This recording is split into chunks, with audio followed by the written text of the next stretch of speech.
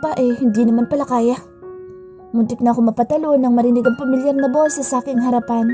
Madilim ang paligid. Hindi ko alam dahil may kasama pala ako nakaupo sa cottage na iyon. Nagugulat ka ba? Para kang multo pa sulpot-sulpot. Mahina akong sambit.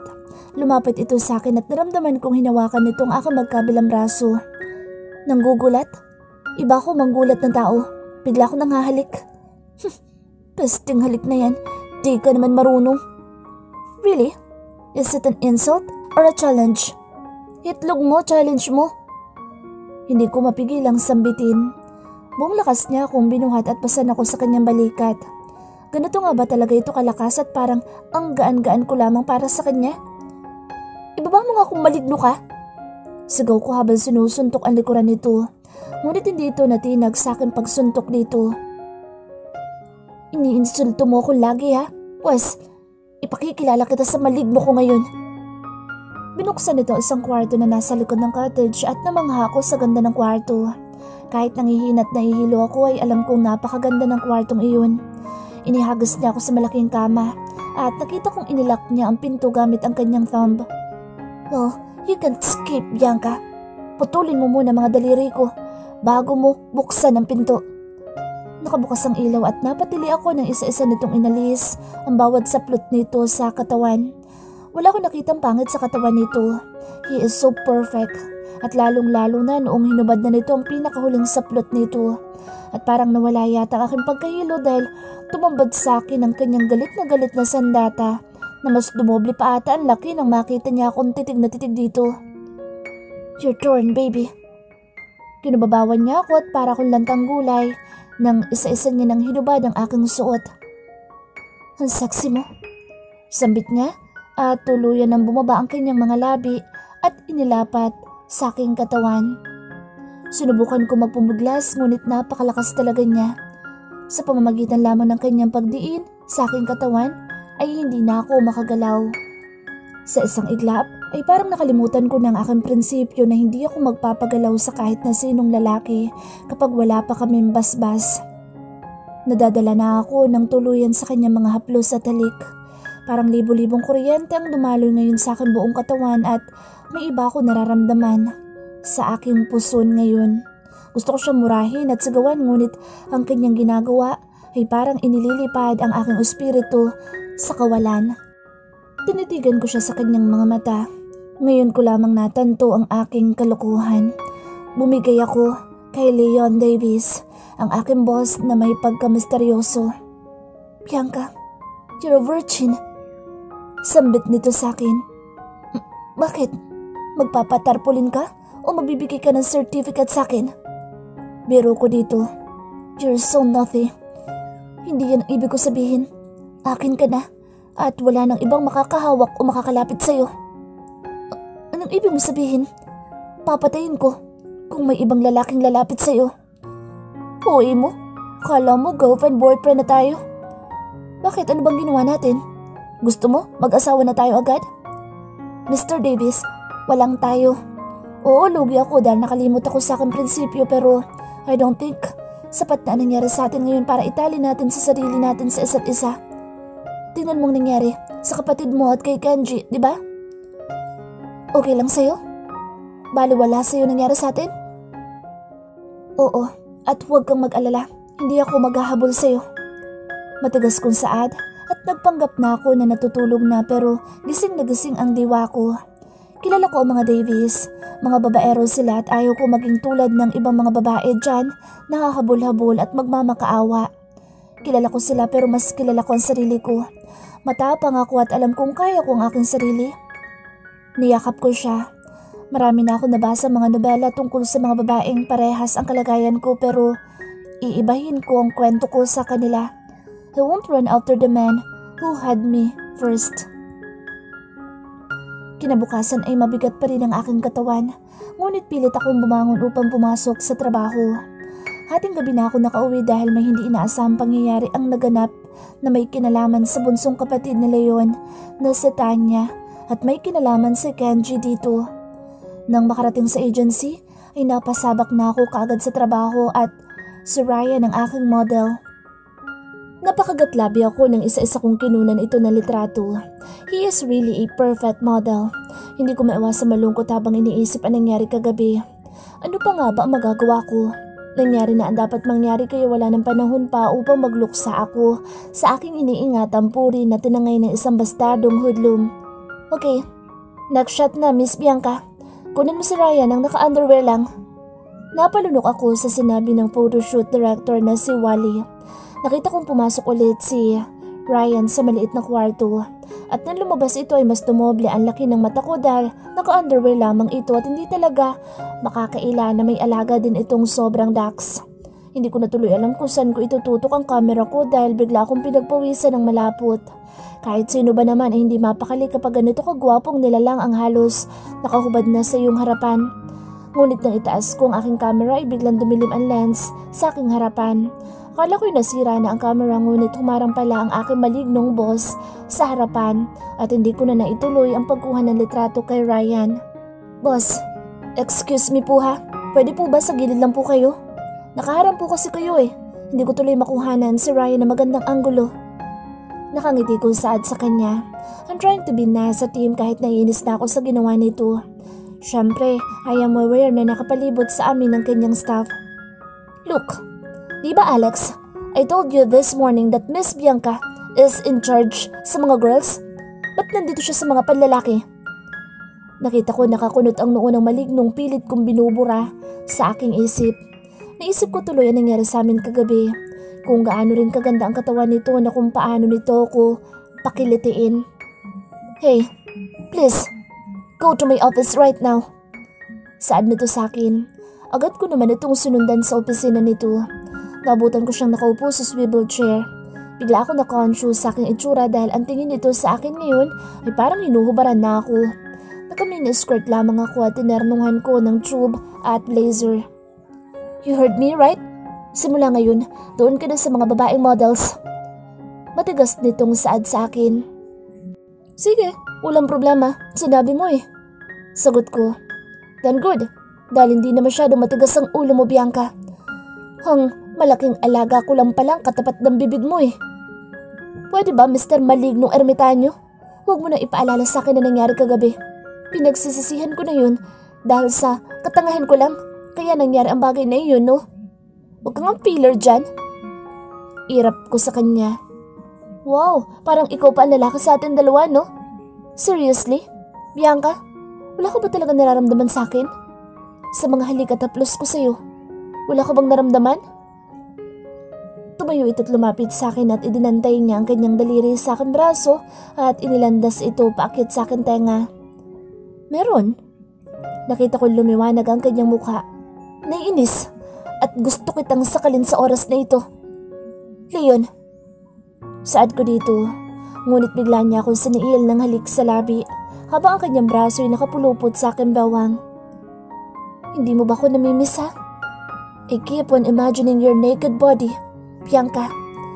I want to take you again and again and you can't stop me. Akin ka lang, tandaan mo yan.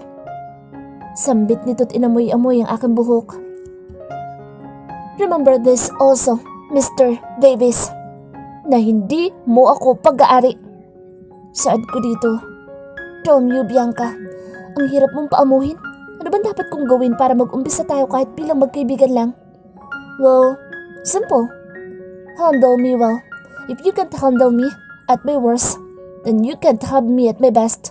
Got it? Nakapamewang kong saad sa kanya. Kapwa kami lumingon na may kumatok sa pinto. Boss Leon, may naghahanap po sa inyo. Saad na Cindy, ang secretary ni Leon. Sino? Well, ako lang naman, darling.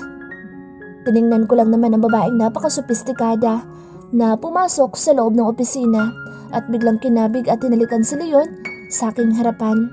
Nastatwa ko sa akin na si Lion ngunit tinatagan ko ang aking sarili kahit nakaramdam ako ng konting kirot sa aking puso. But I am Bianca Melendez, ang babaeng hindi hayaang sakta ng sarili para lamang sa isang lalaki. Hindi nakaligtas sa aking paningin ang pagkabigla ni Leon at nakita ko ang babaeng biglang hinaplos ang katawan nito. Cecil? Ang tanging narinig kong sambit ni Leon. Darling, I've waited for you in Britain, ngunit ang sabi ni Lino ay may trabaho ka daw dito sa Pilipinas kaya ako na lang sumunod sa'yo. I miss you so much, darling. Marta nitong saad. Tumingin sa akin sa leon at napakunot naman ang noo ng babae nang tingnan ako. Hinugutan niya ako ng tingin mula sa aking paa pataas sa aking muka. Ngumiti ako dito. I remained cool. Darling, gutom na ako. Let's go na, please. Sad nito tuluyan ang napayakap kay Leon. Ang maligno naman ay parang naputulan ng dila dahil hindi na ako magsalita at nanatili na lamang na nakamasid sa akin. Excuse me po, boss. Wala na naman siguro kayong kailangan sa akin, right? Paalam ko sa kanila at dahan-dahan akong umalis palayo. Darling, it's been 6 months. Hindi mo ba ako na-miss? Miss na talaga kita. Leon, and yours too. Narinig ko pang sambit ng babae. Isang nakakalokong ngiti ang ibinigay ko sa aking sarili at tumuloy ako sa parking lot ng agency. Manong, saan po dyan ang kotse ng babaeng pumasok kanina? Yung nakapula at blonde ang buhok? Yung black po. Sige, salamat Manong. Lumapit ako sa sasakyan at inilabas ang aking Swiss knife. Ikiniskis ko yun sa kanyang sakyan at natawa ko na maging silver ang dating kulay itim na kulay nito. Tingnan natin ngayon, darling ha? Saad ko habang ipinagpapatuloy ang aking pagkiskis sa katawan ng kotse. Nang matapos ko ang pagkiskis sa kotse ng babaeng iyon, ay ang itim na Ducati naman nila yun ang binalingan ko. Ayan, kailangan mo rin ng bonggang makeover. Kasalanan to ng amo mong walang hiya. Sambit ko't nagsimula ikiskis ang katawan ng kanyang Ducati. Oh my God, darling! Sino gumawa nito? Look at my brand new car! Malakas na ani ng babae ang aking narinig mula sa di kalayuan. Madali ako nagtungo at kumublis sa isang sulok upang hindi nila ako makita. Tawang-tawa ko sa itsura ng babae.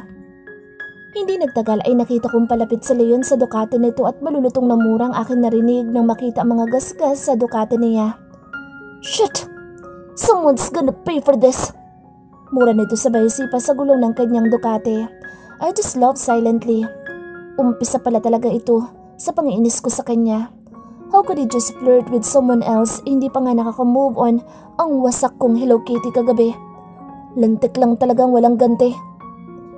Nakita kong pumasok na ang dalawa sa loob ng kotse ni Cecil at nang makatsyempo ay mabilis na akong humakbang patungo ulit sa loob ng building. Hey Bianca, tawag sa akin ni Ryan. Bar tayo mamaya? Sure Ryan, basta ikaw. What time? Sa kondo na muna ako uuwi mamaya. Sambit ko rito. I'll fetch you around 8 p.m. Kotse ko na lang ang gamitin natin. Saad nito.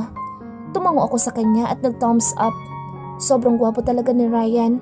Kung magiging boyfriend ko siguro ang taong iyon, ay ikakadana ko talaga siya. Kinagabihan ay sunundo ako ni Ryan sa aking kondo. Naka-tight ripped jeans lamang ako at white tube at black blazer. Let's drink tonight, Bianca. Saad nito sa akin habang papasok kami sa bar. Oo ba? Teka. May plano ka ba sa akin, Ryan? Pagkatapos nating uminom, malalasing tayo. Tapos, iuwi mo ako sa kondo. At pagkatapos halikan mo ako? At may mangyayari sa atin, ganon? Mabilis kong saad dito. Humalakak ito sa sinabi ko. Bianca, hindi naman lahat ng lalaki ay ganoon. Bilang isang kaibigan, I just want to bond with you. Hanggang bond lang ha? Later na tayong ma-inlove sa isa't isa. You're so funny, Bianca. Hinawakan nito ang aking bewang at umupo kami sa bakanteng mesa sa bar. It's still 8 in the evening. Kunti pa lamang naman ang mga taong nandoon. Ang iba ay dumadating pa lamang. Let's eat. Tell me, what do you want? Ikaw. I mean, ikaw nang bahala. Nakangiti kong saad dito.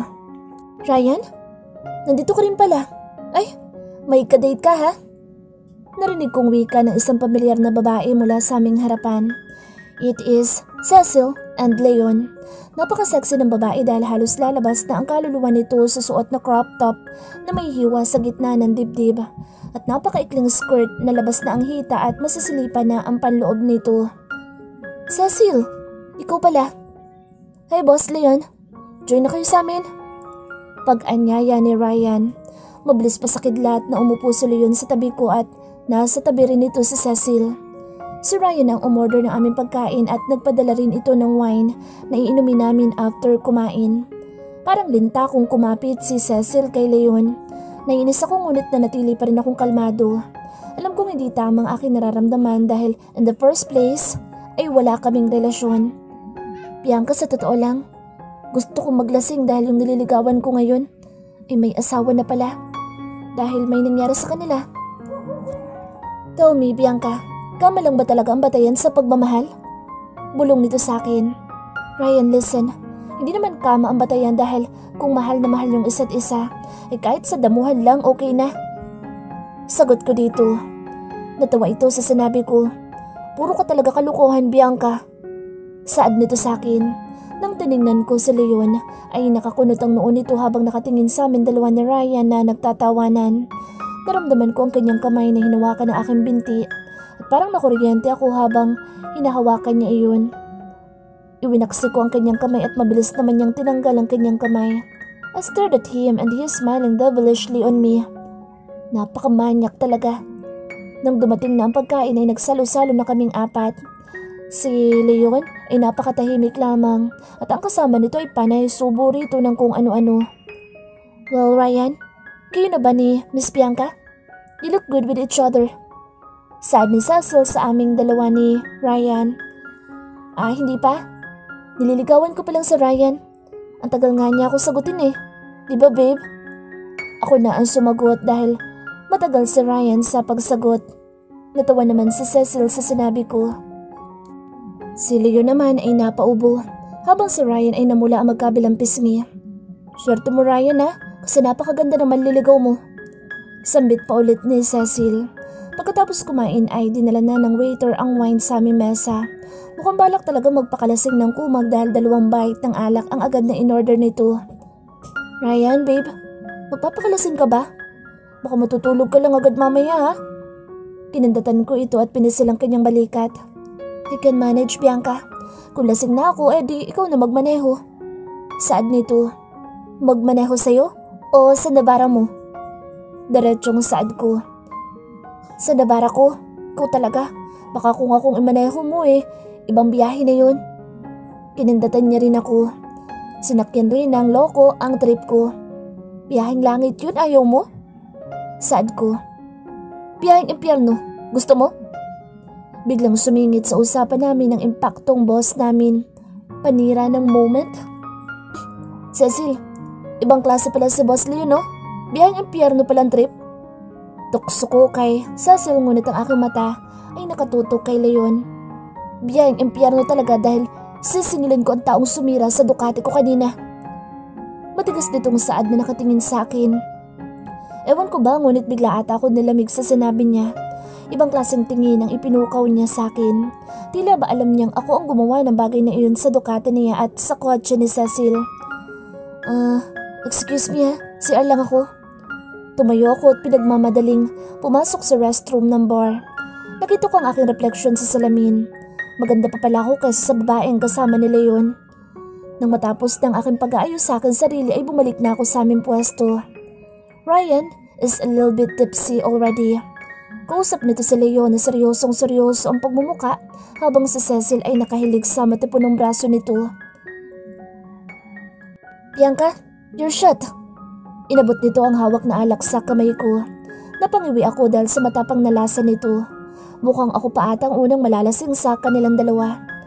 Habang lumalalim ang gabi ay mas nakakabingi na ang tunog ng musika at hiyawan ng mga customer sa bar. Si Cecil ay lasing na din at si Ryan ay ganun din. Ryan, tama na yan. Umuwi na tayo. No, Bianca. I still wanna drink. Can I stay in your condo after here? Hindi ko na kayang umuwi siguro. Sambit sa akin na Ryan. Ryan. 2 naman ang kwarto ko pero kung gusto mong sabay tayong matulog, okay lang din. Saad ko. 2 baso lang ang ininom ko dahil ayoko malasing. Nakakadala ang hangover kinabukasan. You're a naughty girl. Bianca, makalikan kita dyan, magsisi ka. Pautalutal na saad nito sa akin. Natuwa ko sa sinabi niya. Sus, Ikaw pa dyan ang halikan ko eh. Biro ko sa kanya. Wow, Bianca, kung makipaglandian ka sa iba parang wala ako dito ah. Mahinang bulong ni Leon sa aking tenga. Wow ka rin no? Eh ikaw, ano ba yung ginagawa mo ngayon? Kagabi mo lang winasak ang Hello Kitty ko tapos ngayon, mga araro ka ng iba. Ikaw ang wow. Bulong ko din sa kanya. Nakita ko si Cecil na palipat-lipat ng tingin sa amin dalawa ni Leon habang nagbubulungan kaming dalawa. Nagsiselos ka? Ikababatat kaibigan ko lang yan no? Bulong ulit nito sa akin. Kababata. Kung makatawag ha, darling. At saka narinig ko kanina, miss niya na daw yung ano mo. Impacto ka talaga. Bakit mo magsiselos, Aber? Mas maganda ako sa kanya no? At sino ka ba ha, para pagsulosan ko, Aber? Bulong ko sa kanya. Miss na raw niya luto ko. Yun ang sinabi niya kanina. Bingi ka talagang Amazona ka. Saan nito? Whatever, Leon. Isa ka pa ring impaktong maligno sa paningin ko. Patuloy pa rin kami sa pagbulong sa isa't isa. Pati si Ryan ay nakakunot na ang noo habang nakatingin sa amin. May kasalanan ka pa sa akin, Bianca. Ba't mo ginawang silver ang Ducati ko? Buti nga sa'yo. Kulang pa nga yun. Sige, ikaw naman ang ikikis-kis ko mamaya. Bastos mo. Inirapan ko lamang ito. Ngunit na-excite naman ako sa sinabi niyang ako ang ikikis-kis niya. Kinikilig ka ata. Sambit nito. Sa'yo? Over my delicious sexy body. Kinikilig akong sampalin ka. Umirap akong muli at tinungga ang baso ng alak na nasa aking harapan. Let's go home, Ryan. Hinawakan ko ito sa braso at pilit na itinatayo. Masunuri naman ito at inilagay ang kanyang braso sa aking balikat. Boss, mauna na kami. Tanging sambit nito habang nakatingin kay Leon na nakaupo lamang at seryosong nakatingin sa aming dalawa. Si Cecil naman ay nakasandal sa upuan dahil lasing na siguro ito. Hindi ko na nagawa magpaalam sa kanilang dalawa dahil busy ako sa pag-alalay kay Ryan na pasuray-suray na kumaglakad. Hinawakan ko ang kanyang malapad na bewang at ang isa kong kamay ay nasa dibdib niya. Gosh, yung abs niya. Masarap pisalin. Natatawa ako sa aking sarili dahil napaka-sexy ng talaga ng modelong ito. Ako na maghahatid sa kanya sa kotse. Isang bariton ng boses ang aking narinig mula sa aking likuran. Kaya ko na to. Bumalik ka na dun. Sambit ko. So nag-e-enjoy ka talaga dyan, Bianca? Bitiwan mo siya. Ako na magdadala sa kanya sa kotse. Matigas nitong sad. Sinabi mo eh. O siya, ikaw na magdala.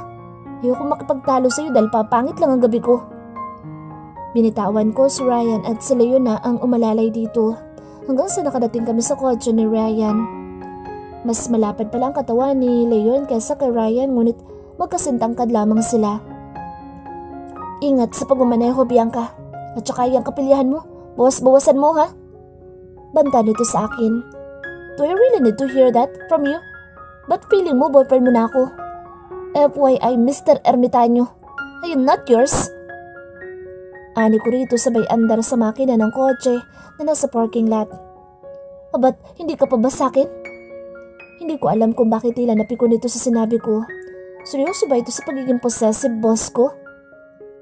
Excuse me nga, kung ayaw mo sagasaan kita. Nakita ko na paatras ito nang mahina kong iginalaw ang kotse paatras. Malulutong na mura ang narinig ko sa kanya sa aking ginawa. Natawa ako sa reaksyon niya. Ewan ko na lang sa kanya kung hindi siya mapanod sa aking mga kalukuhan. Ryan, huwag kang matutulog ah. Iiwanan talaga kita dito sa sasakyan. Hinampas ko ang hita ni Ryan at nakita ko itong binuksan ang mga matang mapupungay, sabay titig sa akin. Nang makarating sa aking kondo ay inalalayan ko siya patungo sa ekstrang kwarto.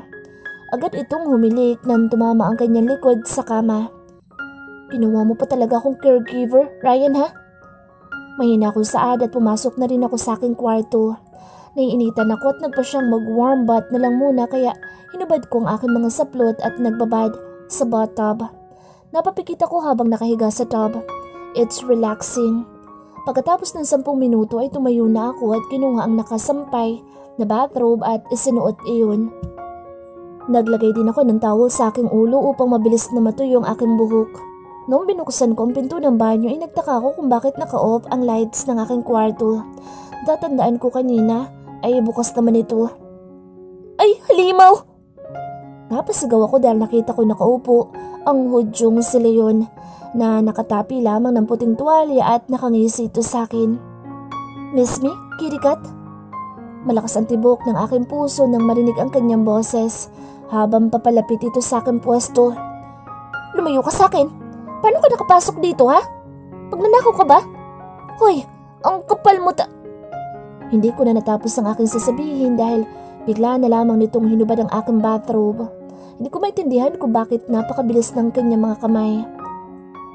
Nakita ko na lamang ang aking sarili na nakahiga sa kama na nakahubad at ang aking dalawang kamay ay nakaposes na. "Lamya ka talaga, pakawalan mo ako!" Inis kong sigaw sa kanya. "Not until you behave." Saad nito sa akin kaya tumahimik naman ako. "Kalagan mo na ako, please." Pagmamakaawa ko dito. "That's your punishment for ruining my Ducati. Nakita ko sa CCTV, Bianca, kaya maniningil ako ngayon," he said and vowed to kiss me.